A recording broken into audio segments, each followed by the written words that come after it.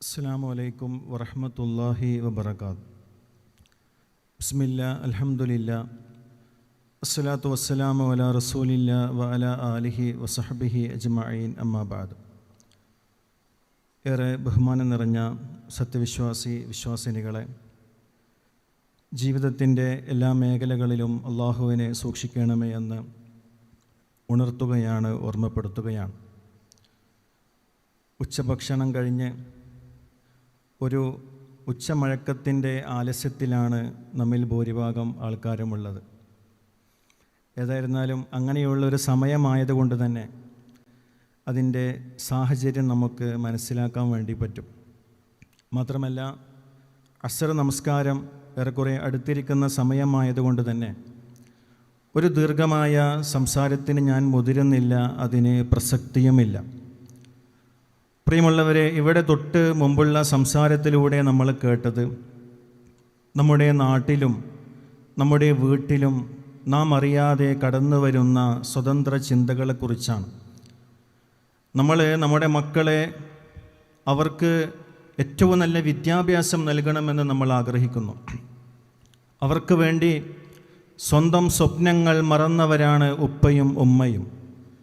ഒരു നല്ല mobile phone വാങ്ങണമെന്ന് ആഗ്രഹിച്ച് അതിനുവേണ്ടി പണം ഒരുമിച്ച് കൂട്ടുന്ന ഒരു ഉപ്പ തൻ്റെ മകളുടെ അല്ലെങ്കിൽ മകൻ്റെ പരീക്ഷാ ഫീസ് അടക്കുവാനുള്ള സമയമായി എന്നറിയുമ്പോൾ താൻ ഇത്രയും നാൾ മനസ്സിൽ കൊണ്ടു നടന്ന ഒരു ഫോണിൻ്റെ ചിത്രം അതവിടെ മനസ്സിൽ തന്നെ വെച്ചിട്ട് തൻ്റെ മക്കളുടെ ആവശ്യം നിറവേറ്റുന്നവരാണ് നമ്മിൽ ഭൂരിഭാഗമുള്ള മാതാപിതാക്കൾ. ജീവിതത്തിൽ ഒരുപാട് ലക്ഷ്യങ്ങൾക്ക് വേണ്ടി പ്രവർത്തിക്കുന്നവരാണ് നമ്മൾ. നമ്മുടെ ജീവിതം ഇങ്ങനെ അനന്തമായ ഒരു യാത്ര പോലെ തുടരുകയാണ്. വഴിയറിയാതെ ദിശ തെറ്റിപ്പോകുന്ന പല മനുഷ്യരെയും നമുക്കവിടെ കാണാൻ വേണ്ടി പറ്റും. ജീവിതത്തിൻ്റെ രണ്ടറ്റങ്ങളിലും പല ദിക്കുകളിലും പല കോണുകളിലും യാത്രകൾ പിഴച്ചു പോകുന്ന മനുഷ്യരെയും നമുക്ക് കാണാൻ വേണ്ടി പറ്റും. പ്രിയമുള്ള സഹോദരങ്ങളെ, നമ്മൾ മനസ്സിലാക്കേണ്ടത് നമ്മുടെ ജീവിതത്തിൽ ഒരു മുസ്ലിമിനെ സംബന്ധിച്ചിടത്തോളം അവനുള്ള സഞ്ചാരപഥം വളരെ വ്യക്തമായി അള്ളാഹു നമ്മെ പഠിപ്പിക്കുന്നുണ്ട്. മഹാനായ നബി സല്ലല്ലാഹു അലൈഹി വസല്ലമ തങ്ങൾ വരച്ച് കാണിച്ച ഒരു പാതയിലൂടെയാണ് ഒരു മുസ്ലിമിൻ്റെ ജീവിതം. അവിടുന്ന് അവനെ മാറി ചിന്തിക്കാനോ വലത്തോട്ടേക്കോ ഇടത്തോട്ടേക്കോ സഞ്ചരിക്കാനുള്ള സമയമില്ല. കാരണം എന്താ? അവൻ്റെ യാത്ര അത് വളരെ കൃത്യമായി നമുക്ക് കാണിച്ചു തന്നതാണ്, പഠിപ്പിക്കപ്പെട്ടതാണ്. ഈ ലോകത്ത് ആശയങ്ങൾക്കും ദർശനങ്ങൾക്കും ഒരു കുറവുമില്ല. ഇവിടെ മതമുള്ളവരും മതമില്ലാത്തവരുമായി കോടാനുകോടി മനുഷ്യന്മാരുണ്ട്. അതേസമയം തന്നെ മതമുള്ള മനുഷ്യർ ലോകത്ത് കാണുന്ന ഒരു സമാധാനമുണ്ട്, അവർക്ക് ലഭിക്കുന്ന ഒരു സ്വസ്ഥതയുണ്ട്.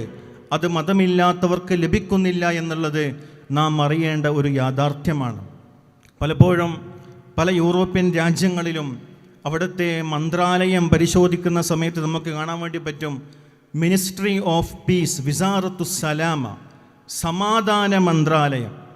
എന്തിനാണ് സമാധാന മന്ത്രാലയം എന്ന പേരിൽ ഒരു മിനിസ്ട്രി തന്നെ ലോകത്ത് രൂപീകരിക്കാനുള്ള കാരണം?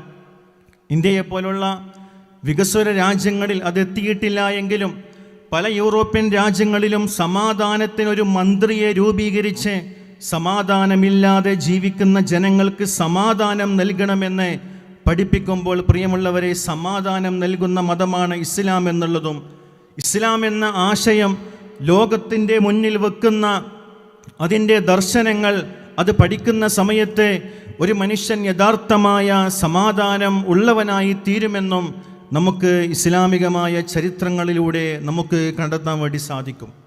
പഴയ കാലങ്ങളിൽ നമ്മുടെ വീടകങ്ങളിൽ നമ്മുടെ ഉമ്മമാർ മഗ്രിബ് നമസ്കാരം കഴിഞ്ഞാൽ ഒരു പായ വിരിക്കും. ആ പായയിൽ ഉമ്മാമ്മയുടെ മടിയിലിരുന്ന് പേരക്കുട്ടികൾ ഖുർആൻ ഓതുന്ന ഒരു ചിത്രം നമ്മുടെ മനസ്സിലുണ്ടായിരുന്നു. എന്നാൽ ഇന്ന് മഗ്രിബ് നമസ്കാരം കഴിഞ്ഞാൽ ഉമ്മക്കും ഉപ്പക്കും തിരിഞ്ഞ് പോകാനുള്ള സമയമാണ്. ഒന്നിരുന്ന് സംസാരിക്കാൻ പോലും സാധിക്കുന്നില്ല. ഇന്ന് യാന്ത്രികമായ ലോകത്ത്, സ്ക്രീനുകളുടെ ലോകത്ത് പഴയ കാലങ്ങളിലുള്ള ഒരാത്മനിർവൃതിയുള്ള ഒരു കുടുംബജീവിതം നമുക്ക് ഉണ്ടാക്കിയെടുക്കുവാൻ പലപ്പോഴും സാധിക്കുന്നില്ല. അവിടെയാണ് പ്രിയമുള്ളവരെ നാം തിരിച്ചറിയേണ്ടത് ഇസ്ലാമികമായ ചരിത്രങ്ങളിൽ നമ്മുടെ മുൻഗാമികൾ എങ്ങനെയാണ് ജീവിച്ചിരുന്നത് എന്ന്. മഹാനായ ബിലാൽ റളിയല്ലാഹു അൻഹു, അദ്ദേഹം ഇസ്ലാമിലേക്ക് കടന്നു വന്ന ഒരു അടിമയായ സ്വഹാബിയാണ്. അദ്ദേഹത്തെക്കുറിച്ച് പറയുന്നത് അദ്ദേഹം ഒരു കറുകറുത്ത മനുഷ്യനാണ്. പക്ഷേ അദ്ദേഹത്തിൻ്റെ ഭാര്യ ഇസ്ലാമിലെ ഏറ്റവും ഉന്നത കുലജാതനായ മഹാനായ അബ്ദുറഹ്മാൻ ഇബ്നു ഔഫ് റളിയല്ലാഹു അൻഹു, അദ്ദേഹത്തിൻ്റെ സഹോദരിയാണ് ഹാല ബിൻത് ഔഫ്. ഒരു സമ്പന്നനായ സ്വഹാബിയുടെ സഹോദരി, ഒന്നുമില്ലാത്ത ദരിദ്രനായ ഒരു സ്വഹാബിയുടെ കൂടെ ഒരു കാലഘട്ടം, ഒരു ജീവിത കാലഘട്ടം മുഴുവനും കഴിച്ചു കൂട്ടിയത് അവർക്കിടയിൽ ഇസ്ലാം എന്ന മതമുണ്ടാക്കിയെടുത്ത ഒരു ആശയം കൊണ്ടാണ് എങ്കിൽ പ്രിയമുള്ള സഹോദരങ്ങളെ, നാം തിരിച്ചറിയേണ്ടത് ആ മതത്തിൻ്റെ വക്താക്കളാണ് ഞാനും നിങ്ങളും എന്നുള്ള ഒരു കാര്യമാണ്. ലോകത്ത് ഇസ്ലാം എന്ന മതത്തിന് മുന്നോട്ട് വെക്കാനുള്ള ആ സമാധാനത്തിൻ്റെ ആശയം പഠിക്കുന്ന സമയത്താണ് ഇങ്ങനെയുള്ള ലിബറൽ ആശയങ്ങളും നവീനമായ നൂതന ചിന്തകളെ നാം തള്ളിക്കളയേണ്ടതിൻ്റെ പ്രസക്തിയും ഞാനും നിങ്ങളും തിരിച്ചറിയേണ്ടത്. അല്ലാഹു സുബ്ഹാനഹു വ തആല ഒരു ഖുദ്സിയായ ഹദീസിലൂടെ മനുഷ്യ സൃഷ്ടിപ്പിൻ്റെ ലക്ഷ്യമായി ഓരോ മനുഷ്യനും ഈ ലോകത്തേക്ക് വന്നതിനെക്കുറിച്ച് പഠിപ്പിക്കുന്ന സമയത്ത് ഏറ്റവും നല്ല തഖ്വയുള്ള മനുഷ്യനെക്കുറിച്ചും തഖ്വയില്ലാത്ത മനുഷ്യനെക്കുറിച്ചും പ്രവാചകനിലൂടെ നമ്മെ പഠിപ്പിക്കപ്പെടുന്നുണ്ട്. അവിടെ അള്ളാഹു പറയുന്നതായി കാണാം, യാ ഇബാദി, എൻ്റെ അടിമകളെ, ലൗ അന്ന അവ്വലക്കും വ ആഖിറക്കും വ ഇൻസക്കും വ ജിന്നക്കും കാനൂ അലാ അത്ഖാ ഖൽബി റജുലിൻ വാഹിദിൻ മിൻകും മാ സാദ ദാലിക മിൻ മുൽകി ശൈആ. എൻ്റെ അടിമകളെ, നിങ്ങളിലെ ആദ്യ മനുഷ്യൻ ആദം നബി അലൈഹിസ്സലാത്തു വസ്സലാം, നിങ്ങളിലെ അവസാനം പിറന്നു വീഴാനിരിക്കുന്ന പിഞ്ചു പൈതൽ, നിങ്ങളിലെ ജിന്നുകളും സകല മനുഷ്യരും, ഈ ലോകത്തുള്ള സകല മനുഷ്യരും നിങ്ങളുടെ കൂട്ടത്തിലുള്ള ഏറ്റവും നല്ല തഖ്വയുള്ള മനുഷ്യനെ പോലെയായി ഈ ലോകത്തുള്ള സകല മനുഷ്യരും മാറിയാലും മാ സാദ ദാലിക മിൻ മുൽകി ശൈആ, അതുകൊണ്ട് എൻ്റെ അധികാരത്തിൽ ഒരു വർധനവും ഉണ്ടാകുന്നില്ല.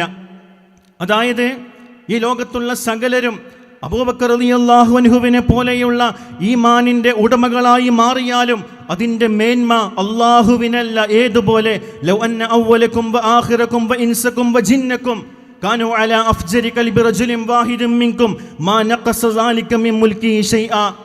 നിങ്ങളിലെ ആദ്യ മനുഷ്യൻ, അവസാന പിഞ്ചു പൈതൽ, നിങ്ങളിലെ ജിന്നുകൾ സകലരും നിങ്ങളുടെ കൂട്ടത്തിലുള്ള ഏറ്റവും തെമ്മാടിയായ, ഉദാഹരണം ഫിർഔനിനെ പോലെ, ഫിർഔനിൻ്റെ ഹൃദയത്തിന് ഉടമയായ ഫഅന റബ്ബുകുമുൽ അഅല, മൂസ നീ പറയുന്ന റബ്ബ് ഞാനാണെന്ന് വാദിച്ച ആ ഫിർഔനിന് സമാനമായ ആശയങ്ങൾ പേറി നടക്കുന്നവരാണ് ഈ ലോകത്തുള്ള സകല മനുഷ്യരുമെങ്കിലും അള്ളാഹു പറയാണ്, നിങ്ങളുടെ വാദഗതികൾ കൊണ്ട് എൻ്റെ അധികാരത്തിൽ യാതൊരു കുറവും സംഭവിക്കുന്നില്ല എന്ന് അള്ളാഹു നമ്മെ വളരെ ഗണ്യതമായി പഠിപ്പിക്കുന്നു. സഹോദരങ്ങളെ, ഇവിടെ നമ്മൾ മനസ്സിലാക്കേണ്ട ഒരു യാഥാർത്ഥ്യമുണ്ട്. ഈ നിരീശ്വര നിർമ്മിതവാദികൾ അവരിങ്ങനെയുള്ള കാര്യങ്ങൾ പഠിപ്പിക്കുമ്പോൾ, ഇസ്ലാമിൻ്റെ ആശയങ്ങളെ ചീത്ത പറയുമ്പോൾ, പ്രവാചകനെ ചീത്ത വിളിക്കുമ്പോൾ, ഇസ്ലാമിൻ്റെ സന്ദേശങ്ങളെ, ഇസ്ലാമിൻ്റെ പ്രത്യയ ശാസ്ത്രങ്ങളെ പൊതുസമൂഹത്തിൽ, പൊതുമധ്യത്തിൽ അവഹേളിക്കുന്നതിലൂടെ അവർ കാണുന്നൊരു സന്തോഷമുണ്ട്. പക്ഷേ അതുകൊണ്ടൊന്നും അള്ളാഹുവിൻ്റെ മതമെന്നുള്ള സന്ദേശം, അള്ളാഹുവിൻ്റെ ദീനിനെ യാതൊരു വിധത്തിലുള്ള കുറവും ശോഷണവും സംഭവിക്കുന്നില്ല എന്ന് ഞാനും നിങ്ങളും തിരിച്ചറിയേണ്ടതുണ്ട്. അതുകൊണ്ട് തന്നെ നമ്മുടെ ജീവിതത്തിൽ നാം ഒരു ഉദാത്തമായ മാതൃകയുള്ള സമൂഹമായി മറ്റുള്ള ജനങ്ങൾക്ക് ഇങ്ങനെയുള്ള സകല പ്രശ്നങ്ങളിലും ഏറ്റവും നല്ല മാതൃകാ ജീവിതം കാഴ്ചവെക്കുവാനായി എനിക്കും നിങ്ങൾക്കും സാധിക്കേണ്ടതുണ്ട്. നമ്മുടെ മുൻഗാമികളായ മനുഷ്യന്മാർ അവർ ഈ ലോകത്ത് ജീവിച്ചു പോയത് ഓരോരോ അടയാളങ്ങൾ ഈ ലോകത്ത് സമ്മാനിച്ചുകൊണ്ടാണ്. മഹാനായ ഇമാം ഷാഫിഈ റഹിമഹുല്ല ഹിജ്റ വർഷം 150 ജനിച്ചത്. ഹിജ്റ വർഷം 204 മരണപ്പെട്ടത്. 54 വർഷമാണ് ജീവിച്ചത്. അദ്ദേഹം മരണപ്പെട്ടത് ഈജിപ്തിലെ കൈറോയിലാണ്. അദ്ദേഹം ജനിച്ചത് ഫലസ്തീനിലെ ഗസയിലാണ്. അദ്ദേഹം പാടിയ ഒരു കവിതയിൽ കാണാം. ആ കവിത ഏകദേശം ഹിജ്റ വർഷം 1446, ഇന്ന് ഹിജ്റ വർഷം 1446 ആണല്ലോ. 1200 വർഷങ്ങൾക്ക് ശേഷവും അദ്ദേഹം പാടിയ ഒരു കവിത നമ്മൾ പാടുന്നു. എന്താണ് അദ്ദേഹം പാടിയത്? ഖദമാത്ത ഖൗമൻ വമാ മാത്തത് ഫളായിലുഹും വആശ ഖൗമൻ വഹും ഫിന്നാസി അംവാതുൻ. ചില ജനങ്ങൾ മരിച്ചു പോയിട്ടുണ്ട്, പക്ഷെ ആ മരിച്ചുപോയ ജനങ്ങൾ അവരിന്നും ജീവിക്കുന്ന ജനങ്ങളെ പോലെയാണ്. ചില ജനങ്ങൾ അവരിന്നും ജീവിച്ചിരിക്കുന്നുണ്ട്. ആ ജീവിച്ചിരിക്കുന്ന ജനങ്ങൾ യഥാർത്ഥത്തിൽ അവർ മരിച്ചവരെ പോലെയാണ്. സഹോദരങ്ങളെ, ഹിജ്റ 204 മരണപ്പെട്ട ഇമാം ഷാഫിഈ റഹിമഹുല്ല 1446 ജീവിക്കുന്ന മനുഷ്യനാണ്. 1446 ജീവിക്കുന്ന ഞാനും നിങ്ങളും യഥാർത്ഥത്തിൽ മരിച്ചവരെ പോലെയാണ്. സഹോദരങ്ങളെ, എങ്ങനെയാണ്? അടയാളങ്ങൾ അവർ ലോകത്ത് സമ്മാനിച്ചവരാണ്, അവശേഷിപ്പുകൾ ലോകത്ത് ബാക്കിയാക്കിയിട്ടാണ് അവർ കടന്നു പോയത് എങ്കിൽ സഹോദരങ്ങളെ, നമ്മുടെ മുൻഗാമികൾ അവർ ജീവിതത്തിൽ കാത്തു സൂക്ഷിച്ച ഒരു ആത്മനിർവൃതിയുണ്ട്. അവരവരുടെ ജീവിതത്തിൽ കൊണ്ടു നടന്ന ഒരു തസ്കിയത്തുണ്ട്. ആ തസ്കിയത്ത് ബാങ്ക് കൊടുക്കണം.